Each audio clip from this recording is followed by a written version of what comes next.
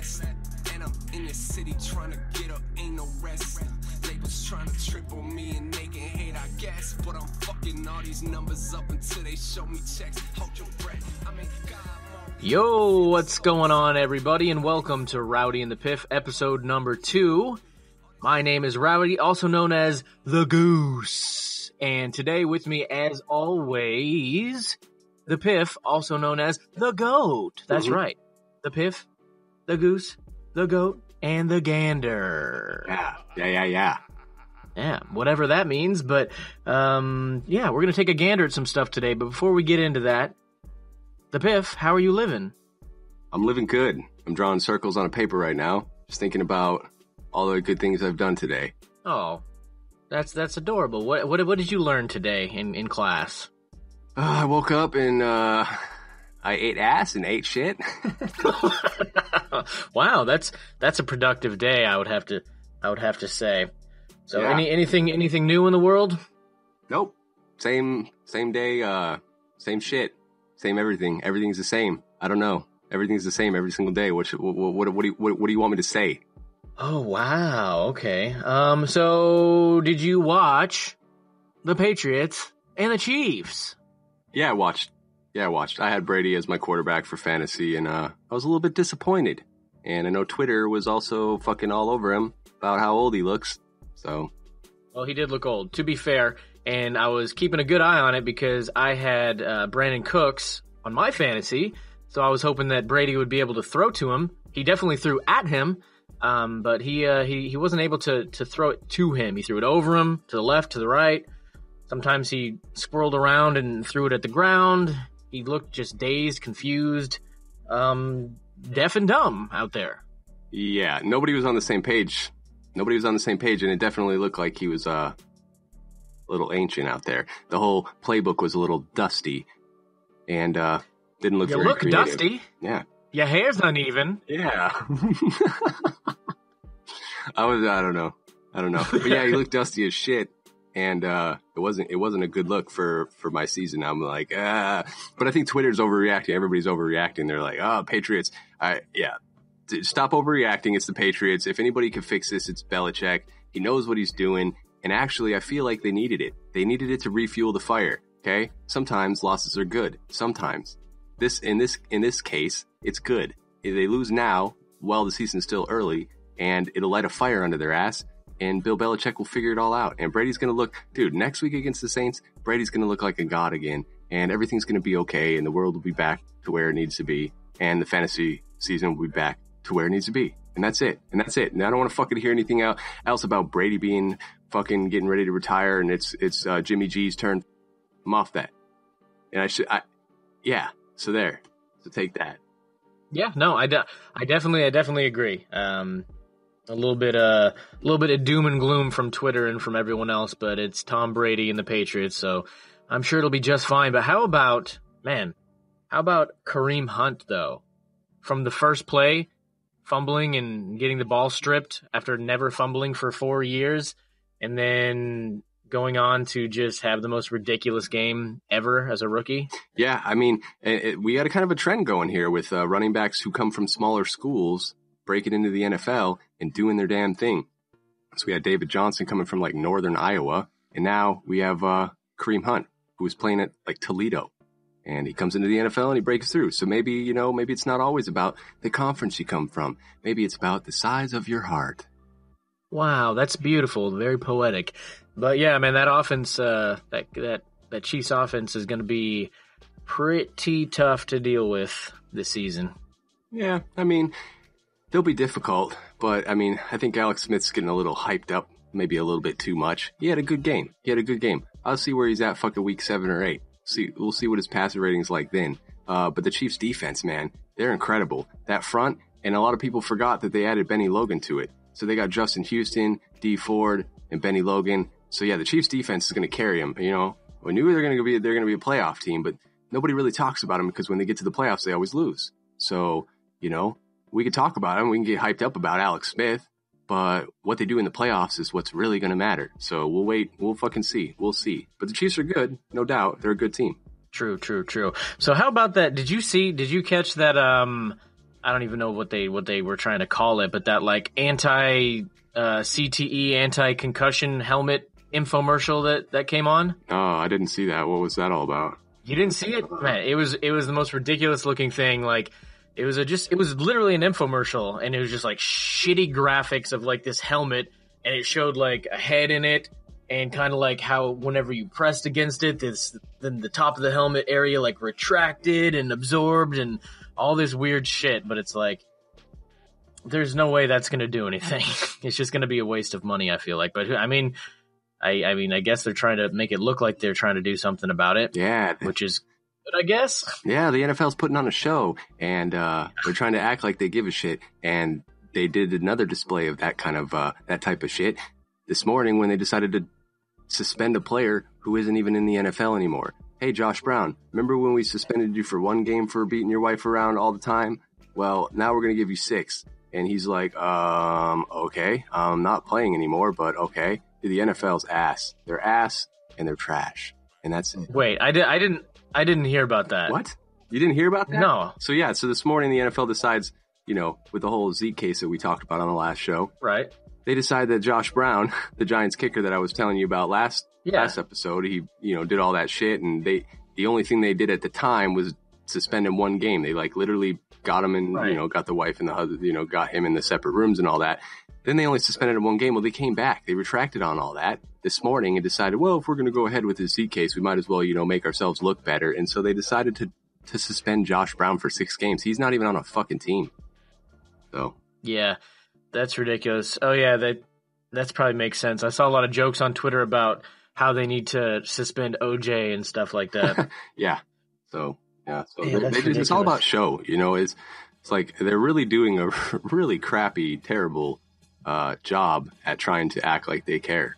And that just goes to show you that they really don't. I mean, it's the proof's in the pudding, said Cosby. So, yeah, putting on a show. But I mean, CTE is a big deal. But what seems to be a big deal in the UFC right now is fucking people don't know how to cut weight without almost dying. Oh yeah, the UFC. Like the UFC. What is really going on? So we had Demetrius Johnson going to defend his title against Ray Borg, and it was going to be the most title defenses in UFC history if he won. But so some people are kind of excited about that. I know we talked about how UFC's doesn't really have any draws anymore, which that wasn't even really that big of a draw. I probably wouldn't have even gotten it.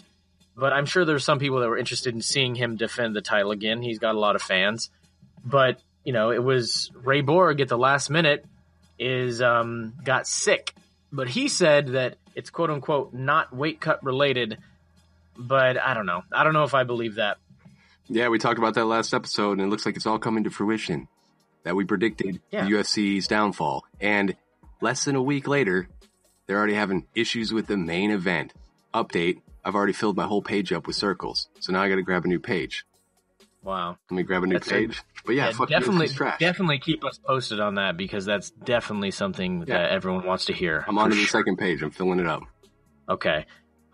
But no, for real, man. Like Khabib, everyone's like, oh man, Khabib needs to fight this and fight this person and fight Conor. Khabib can't make weight and cut weight to save his life. He was hospitalized with like kidney failure or liver failure or some shit because he was cutting weight too hard. Amanda Nunes was mysteriously sick the morning of the fight probably because of weight cutting. So they need to figure that stuff out. And it may be like you said before, like stop having so many different weight classes. Let the range be a little bit higher so it's not as difficult for people to make these weights and to fit into these categories. But you gotta cut 1,000 pounds to be able to be freaking competitive in the UFC, and it's making people unhealthy. Yeah, I don't know how you fix it. I was going to ask you. I mean, what's the best way? I mean, you have a history in wrestling, so I don't know too much about weight cutting, but yeah, maybe flexing the divisions a little bit to where the weight there's a little more give in it, or just like you said, cutting the divisions. I don't know. I'll tell you one thing. In wrestling, at least in my high school in wrestling, there were rules when it came to weight cutting. When it come to weight cutting, you could only cut down to a certain body fat percentage. It was 70. Holy shit. That would be awesome. No, 7% body fat is the lowest you could do, and they would do bench tests, and they would make sure that you're hydrated at that body fat percentage. How do they make sure of that? They literally look at your piss. Oh, damn. They grab your dick? Yeah. Yeah, they grab your dick and they look at your piss. No, they make sure that you're hydrated. And if you don't, if you're not hydrated, then the coach would make you chug a gallon of water in front of everybody. And that was never fun. It never happened to me. It only happened to once. But yeah, they did that so you didn't cut down to an unhealthy weight, which is the problem. If you're cutting down to a healthy weight, you're not going to be putting your body under nearly as much stress. It's not going to be as difficult for your body to do that because you're already going to be pretty close to that just from being an in-shape person. But like that weight that you see Conor McGregor at when he's at 145, looking like a skeleton, that would not fly. You know, that would be impossible. We wouldn't be able to get that low just based on the restrictions. But I don't know. I don't know if that's the answer. Because then the problem is that you have to fight people that are too heavy, too strong, things like that. So, you know, I don't really know the answer. Yeah, it's difficult because I know as an athlete, you want to have a weight that's, you know, you have a zone, you have a weight that you're most comfortable at and that you can also perform at.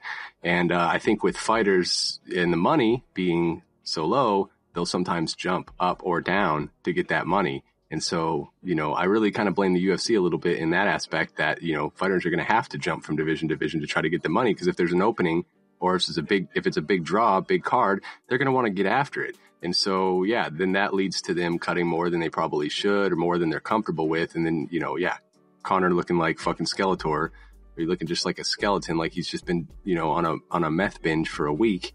Then, you know, that's not good. And it's not a good look either. But like we said, the UFC is young. They're young and they're going to have more problems than this going forward because the brain trauma and the injuries from just getting punched in the fucking head over and over again. It's going to catch up to them. It's going to catch up. Yeah, and it's just adding on to what we said last week. You know, it going downhill. This is just another thing that it has been going on, but we didn't bring it up because it wasn't on the forefront in the news. But you know, it popped back up, and just another thing adding on to, you know, what the UFC has to work on to be able to, you know, to keep going forward and not go down. You know. Yeah, take that. We told you last week and. Yeah, already there's issues. So what do you want? We done told you, man. We done told you. Yeah. But so yeah, were you excited about that fight at all? I didn't fucking even know it was a fight. So I mean, I heard Ray Borg just this morning, and then the first thing I thought about was Star Trek because the Borg. Yeah. And so I don't give a shit. I don't care about the UFC. Let me know when Cody No Love is fighting. I'll pay attention to that because he's stud. And let me know if, that's about it. That's about it right now. He's about the only draw. And dude, there was a fight last night, like before the Patriots Chiefs game. Yeah, I thought I saw that. I didn't know if it was like a replay or they were playing like a previous event. That was a live deal. I don't know. I think so. Oh, yeah. No, I could care less. I couldn't care less, you know.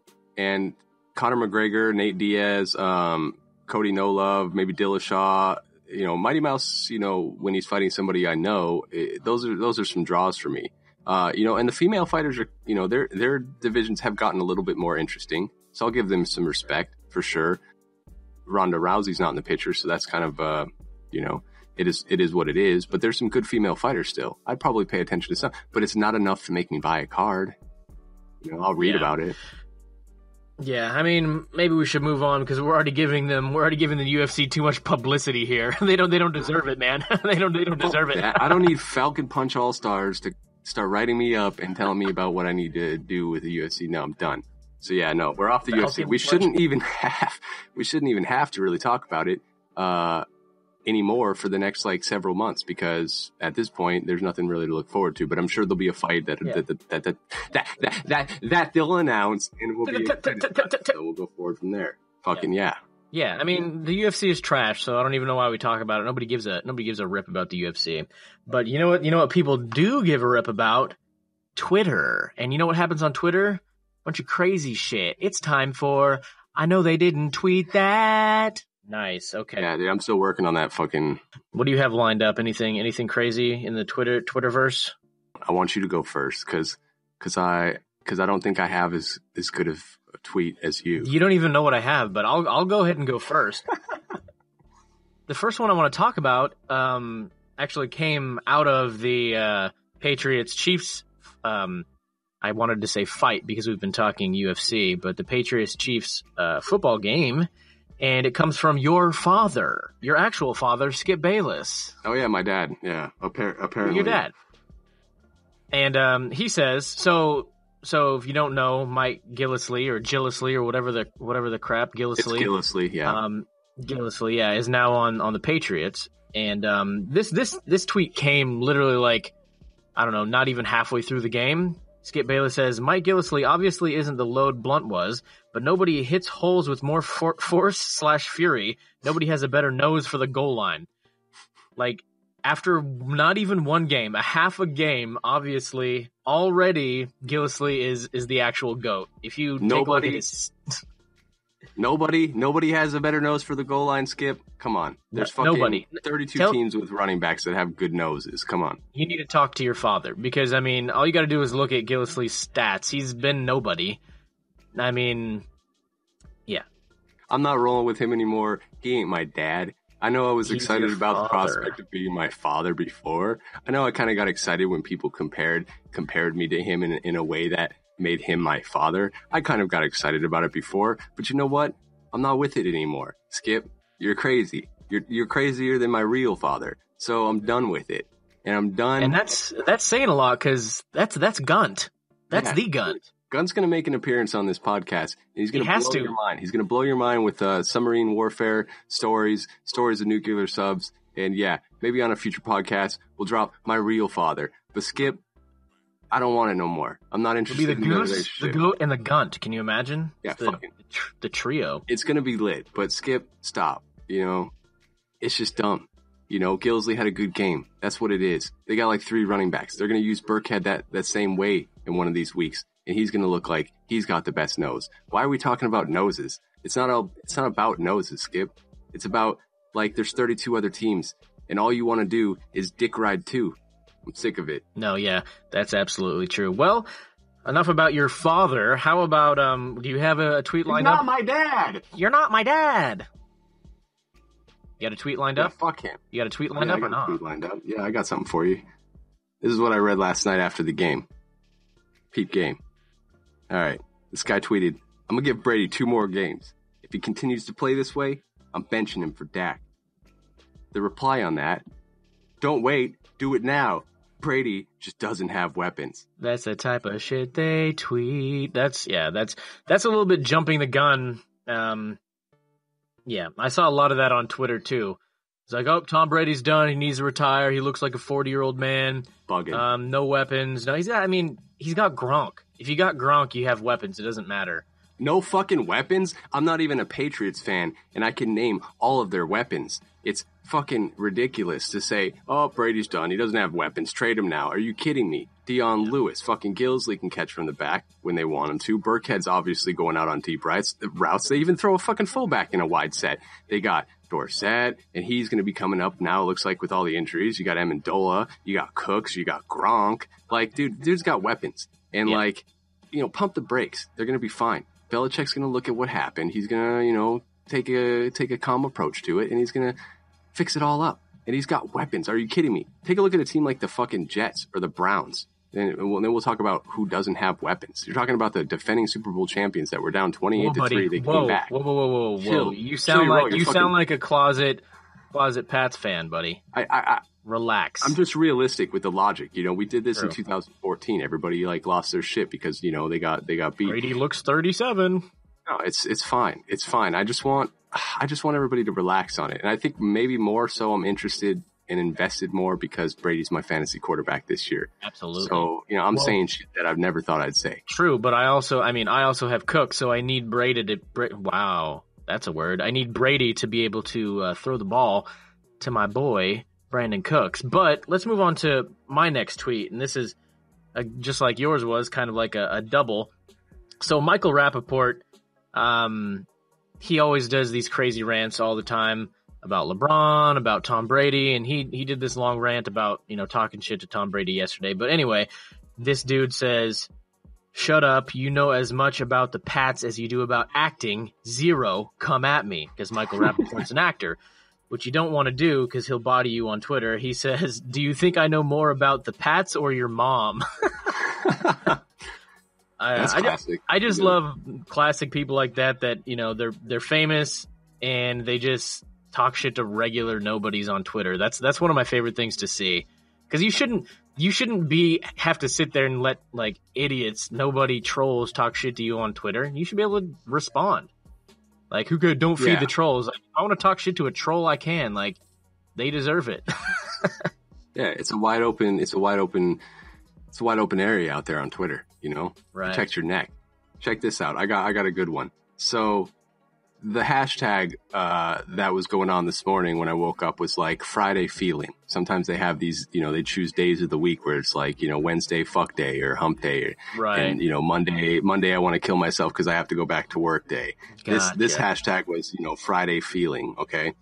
And so I think this is a member of our government, but I'm not quite sure. I didn't look into it that far. Okay. But she tweets, Hollywood and sports celebrities used to be trendsetters.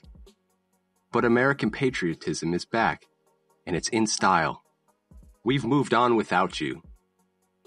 Well, you've moved on. You've moved on without it, but I'm pretty sure the world still cares about Hollywood and sports, seeing how most of the trending topics on Twitter today were sports. And so I know I'm all about American patriotism, but let's be a little realistic here. It was kind of ridiculous for a Friday feeling. It's Friday. We're supposed to have a good time. The weekend's coming up. We don't need that bullshit. So there's my fucking tweet. No, okay? I mean, it is true. Like, if there's any type of sports going on anywhere, it doesn't matter if it's shitty-ass baseball that's boring as shit and nobody cares about. It's every weird baseball player name that I've never heard of is just on Twitter because people give a shit about all that stuff. So that's obviously not true, but I know the type of shit they tweet. That's the type of shit they tweet. We'll work on it. We'll get that shit figured. And that's the type of shit they tweet. And that's the type of shit they tweet. Nice. Okay. You got to drink what is it, like honey and like lemon juice or something? Gargle that shit down your little goat throat. You fuck. I'll gargle it. I'll gargle it down my throat. Relax. Okay, so we need to talk about something because this is actually getting pretty serious. All right? And I'm going to get serious with you real quick because what is happening? That's it. What is really happening? We had Harvey. We had Harvey. Hurricane Harvey was a disaster. Houston is probably still underwater. It's terrible. They're donating millions and millions of dollars. They're still figuring that out. Right now we have, what's it called? Freaking Irma hitting land in gosh darn Florida, and that's probably going to be terrible. Follow that up with Jose, tropical storm coming up, and follow that up with Maria coming up. Maria. On top of that, you have North Korea probably wants to nuke us, and guess what? Donald Trump probably wants to nuke North Korea. What? So what's really going on, man? What is really happening? Is it the end of times? Yeah, dude, Jesus is coming. I had to text my mom this week, and I had to tell her, yo, I'm targeted. And my back's against the wall, Mom. I don't know what I'm supposed to do, but I know I might not be around that much longer. So I want to let you know that I love you. And that also, this might be like one of the last texts that I send you because North Korea is coming for me. And, you know, I never thought I'd have to deal with this type of situation before, but now I'm feeling how real it actually is. So I sit in my house and I think about what type of things on Amazon can I spend my money on to protect myself? And in case of a nuclear attack, where should I drive and where should I go? Because this week, 2 things happened to me that kind of changed my perspective on the whole thing. One, scientists in Alaska, where I live, they picked up activity from North Korea. So that kind of set me off. That kind of triggered some alarms for me. And then on top of that, Twitter was showing their target zone, where their missiles could reach. And the target area was right over my fucking house. It was like right in the city that I live. So, yeah, I'm a little paranoid. Maybe I'm not. Maybe I'm just ready. So yeah. No, I feel you on that. So you got to be, man. Out there in Alaska, man, you got to be ready for that because the Russians could come at any time, and now North Korea is probably targeting. I mean, if you really think about it, like, there's a lot of shit in Alaska that if you destroyed it, it would probably be detrimental, like, you know, the pipeline and all that stuff. That's pretty crazy. Yeah, years ago I moved up here and I thought I was safe up here. I thought like, yo, I'm going to move up to Alaska. I'm going to slip out, right? And all the major cities are going to they're going to get all the attention and I'll be cool up here in Alaska. And go figure that I'd be here and now I'm getting targeted. It's ridiculous. That's just my luck though. Hey, what have you ever thought about maybe the fact that maybe North Korea is also developing some type of weather weapons and they're the ones sending the hurricanes towards us? Yeah, I heard about that. Apparently there's HARP stations everywhere. And I definitely feel like we're at the edge of time. Maybe the end of times. Maybe the end. But you know what? You know what's crazy? There's a lot of things that can happen that you wouldn't even know happened. And you're just gone in an instant. And those would be the end of times. Have you ever heard of, what is it called? The false vacuum or the vacuum decay? Is that, no, I don't think I have. Well, I've kind of heard about it. Is it like, yeah, no, I don't know. Explain it. Okay, I'm not a physicist, so I'm going to explain this terribly, and it probably won't make any sense, but hopefully you guys will get the gist of it. Essentially, so space, all of space is a vacuum. You know, and if you think of a vacuum like this, you have a cup of water, and it wants to be the most stable point. So the water settles at the bottom, and it configures itself to where it is the most stable, and it stays that way until you disturb it. That's what the vacuum is like. There's little to no energy. The most minimum amount of energy you can have is what is inside of a vacuum.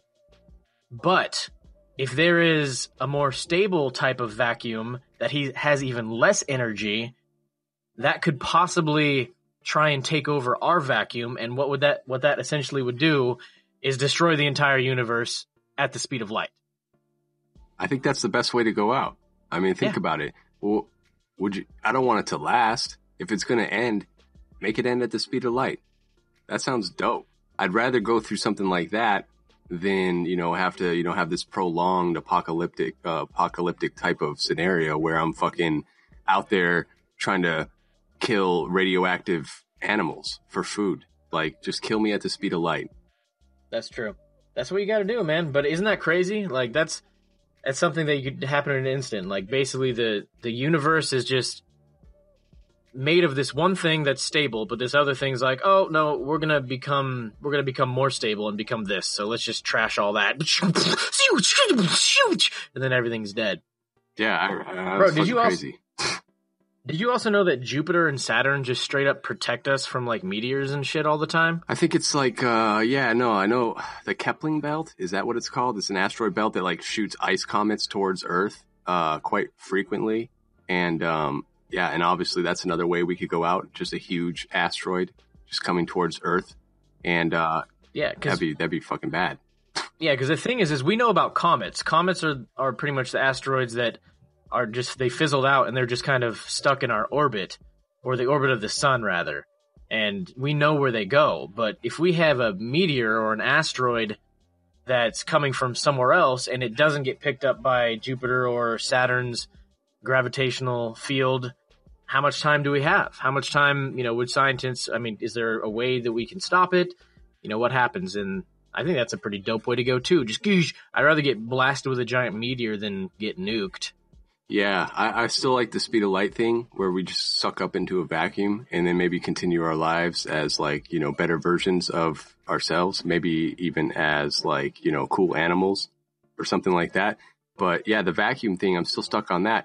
But I guess and then there's look out in space and you'll see, tons of black holes that are rogue also that, we have to worry about sucking Earth into the black hole. And at least scientists would know ahead of time that, some of the outer planets are changing their direction or they're getting sucked in a little bit. And we kind of know, we get a little bit of a heads up. But what you were saying with the asteroids and the comets, we'd have some time to sit there and think about it before we just get blasted. And we'd have but at least at that point, you're part of something. I think that's what I want. I'd want to at least like know that it happened. Like, oh man, that's how I went out, a meteor. But you wouldn't become animals, man. The vacuum thing, it destroys the entire universe, and the universe is gone, replaced by another vacuum and I don't know what happens after that. Nobody does. It's just a theory. But yeah, you would just kind of be destroyed or something like that. But yeah, I don't know. Oh, also, we're on a collision course with the Andromeda Galaxy, and we're going to run into that galaxy, and that'll be the end of us. But I mean, that's a guarantee. That's happening, but that won't be for like 7 billion years. Yeah. So how about this? So say something happens. Something happens, a nuke, a bunch of nuclear Armageddon or a meteor hits or something like that, and then pretty much everything is destroyed, but like you survive and some people survive and they have to rebuild. Would you want to survive that? Would you want to be part of the rebuild, or would you rather be one of the percentage that just goes out with it? To be honest, I'd rather just go out with it. I'd rather just go out. Fuck it. Let me throw the towel in right now and say, yeah, I don't want to be involved in that. Because a lot of weird shit's going to happen after that. Yeah, people are going to fuck each other to try to repopulate the earth. And sometimes those people are going to be siblings. And also things are going to be radioactive. And there's going to be beasts. It's going to be like Fallout 4. I want to play that in a video game. I don't want to do that in real life. I don't want to deal with that in real life. I don't want to start using Coke bottle caps as currency. I'm not down with that. Just kill me. That's true. But so if that did happen and they had to rebuild, maybe there's a better way to be. Maybe the way things are right now aren't the best. Does it make sense? I mean, I've thought about this before. Does it make sense to have like a king and queen? Does it make sense to have one president? How could you have one person? I'm not saying that that's what happens, because I'm sure there's a bunch of puppeteers back there controlling the president at any given time. But does it make sense to have one man as the leader of the free world? I mean, I think everybody. There's always somebody that steps up. You know what I mean? There's always some charismatic leader that steps up to the forefront, and I feel like people always want somebody to listen to. People don't really like to think for themselves as much as we think they do. And so there'll always be a charismatic leader that's going to take the forefront, that's going to tell you he's going to feed you a bunch of shit and you're going to like it. And it's going to be positive. And so you're going to latch onto it, because just as humans, we kind of latch onto these positive things. So there's always going to be that dude, maybe he's the Antichrist. Maybe he's just a fucking charismatic dude. Maybe he's just really handsome and he also talks really well. And people are going to want to fuck with him. You know what I'm saying? But, yeah, I don't think it's the best interest. And if we have like apocalyptic situation going on and, suddenly all of these, major cities and major hubs and transportation gets destroyed, then we're now dealing with like villages, like settlements of, people are separated. And so within those settlements, there's going to be those people that stand up and take lead. So there's always going to be leaders you're going to have to deal with. But, yeah, I mean, in an ideal rebuild of society, if you had the apocalypse happen, but most of us are still alive, or some of us are still alive, then we have to look at how we're going to rebuild society. And there's a few ways I'd like to rebuild it if I was in charge, and it'd be a little bit different than it is now with like one fucking president, some Cheeto puff that's fucking telling us what to do. I might do things maybe a little bit different. Okay, like how? Well, for instance, if we're going to rebuild the government, because you kind of have to have, you don't have to have a government, but you kind of have to have a group of people that make decisions that are in the best interest of all the other people. And so maybe it's not the best to have one person decide everything for everybody. Maybe it's best to get a group of people that make decisions and they represent a bunch of different portions of the civilization. So if I was going to build a government because, I wanted to maintain order in the post-apocalyptic world, I'd probably build a council. And my council would consist of people that represent different, areas of civilization or different roles in civilization. I'd probably have a doctor so that he could cover all this medical shit that we're going to have to deal with. I'd have a scientist so he could help us rebuild society. I'd have some average Joe who didn't know that much about anything, but he represented at least the average person. I'd have like I'd have some military type of guy, some guy with like a military background, and he'd be able to help us with, the looting, all the crazy shit that would happen in the apocalypse. Maybe there's beasts we have to deal with. So you have that guy. Then maybe you have somebody who's fucking good with food. Maybe you'd have somebody who's good with safety and health. Maybe you have the doctor to deal with certain things, but you have somebody who, maybe he's involved in agriculture and regrowing our crops. So I'd bring a bunch of people together and I'd choose the best. Of course, I would do the interviews and I'd decide because, in this world, I'm fucking actually like the main dude. And so I'd decide who these people are going to be. And I'd get 8 of them. And they'd all represent different areas of what we needed to do. And then whenever they had to make a decision, when they need to make a decision, they'd come together and, you get all the different perspectives. And right.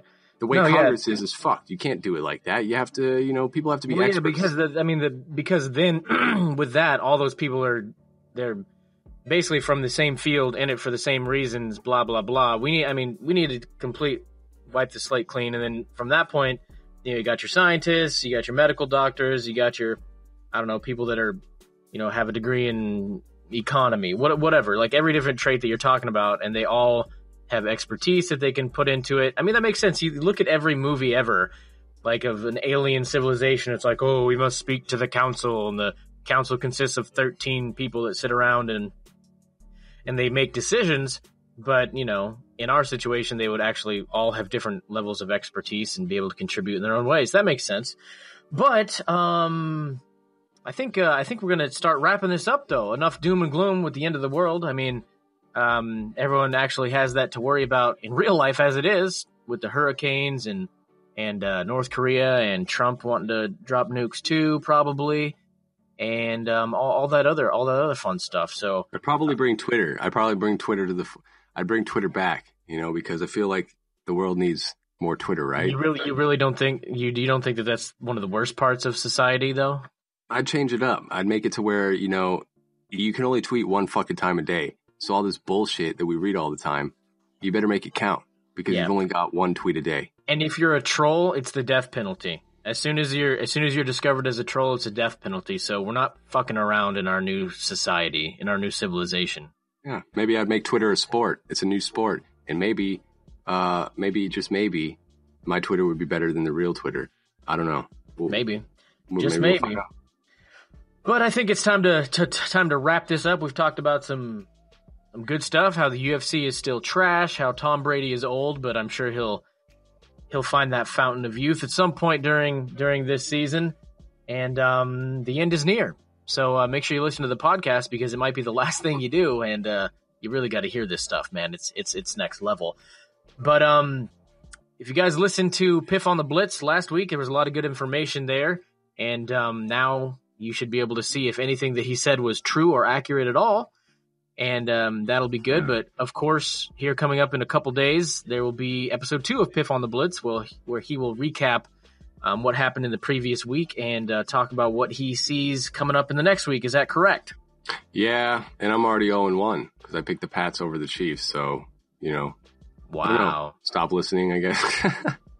Nah, man, there was a lot of good information in there still. Nobody knows what's going to happen in a game, but there was a lot of accurate information. Let me get one thing out, okay? I caught a little bit of flack this week because I picked the Eagles as a wild card spot on Piff on the Blitz. And I don't want to bring it too much. I don't want to bring it into this show too much. But I got some fucking flames. I got some fucking heat coming, okay? Piff on the Blitz this week. I'm gonna fucking go in a little bit more detail to why I picked that Eagles as a wild card spot. Okay? Go fuck yourself. There you go. There's a little bit of a teaser for you guys. He's gonna drop some knowledge on you, drop some flames.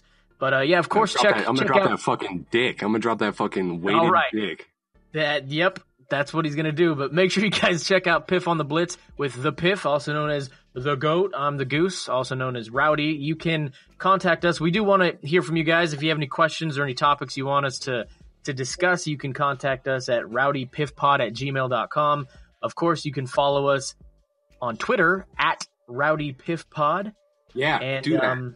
Do that. Yeah. Follow that account. There's fucking questions, Jesus. Send us some questions. Follow the account. Oh, and this is of course dropping on YouTube as well as on iTunes. So if you're listen to this or watching this on YouTube, subscribe. Maybe send some comments like, "Oh, you're trash," some cool stuff, inspirational, encouraging stuff like that. And yeah, but anyways, any closing thoughts or statements?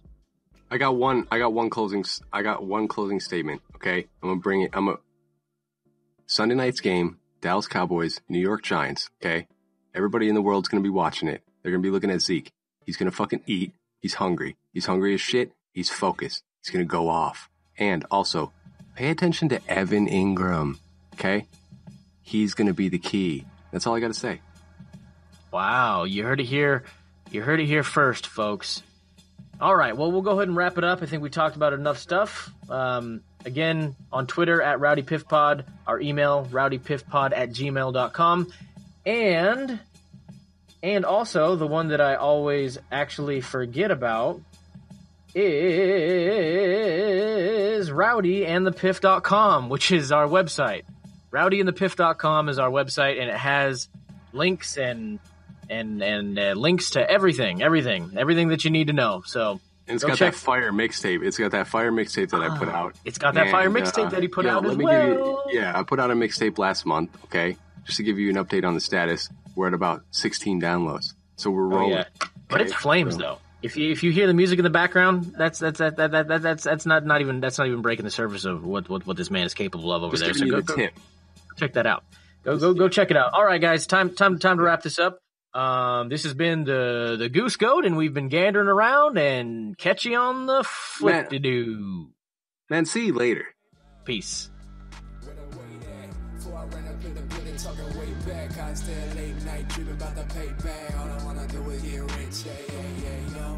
For a lick, about to rob him for the shit, want the rollie on the wrist, all I wanna do is get rich, now where the hate at, feeling next up, you ain't fucking with me, oh you better rest up, bless that, where the west at, shit I'm looking for $1 million.